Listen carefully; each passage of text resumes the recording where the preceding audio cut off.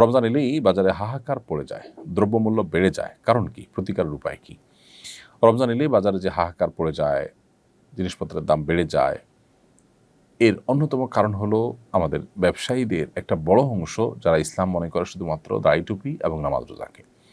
বান্দার হক এবং মানুষের অধিকারের প্রতি দায়িত্বশীলতা, মানুষের কল্যাণ কামনা করা, মানুষের উপকার করা, মানুষের ক্ষতি সাধন না করা, এগুলো যে পার্ট অফ ইবাদত, সেগুলো আমরা জানি না। যার কারণে আমাদের ব্যবসায়ীদের দ্বারা এই সমস্ত অনাচারগুলো হয়।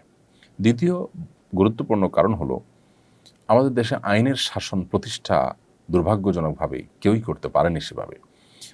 না পারার কারণে যখন কেউ অসৎ উপায়ে এ ধরনের ব্যবসা বাণিজ্য করেন, তখন ভালো মানুষরাও টিকে থাকতে গিয়ে তাদের সাথে তাল মেলাতে হয়। যদিও টিকে থাকার অজুহাতে এরকম করা জায়েজ নয়, কিন্তু তারা এমনটি করেন। এজন্য আইনের শাসন যদি হয় খুব কড়াকড়ির সাথে, আশা করা যায় এ ধরনের সমস্যার সমাধান হবে।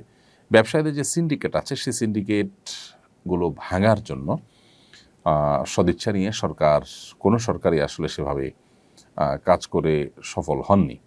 এটাও একটা কারণ, এই সিন্ডিকেটগুলোর কারণে এই ধরনের সমস্যা তৈরি হয়। বাজার নিয়ন্ত্রণ এবং সিন্ডিকেট ভাঙা এগুলো সরকারের কর্তব্য। আমাদের দুর্ভাগ্য যে আমরা আসলে কখনো এ ধরনের সুশাসন পাইনি, যা থেকে আমরা আসলে ভালো কিছু আশা করব বা পাবো।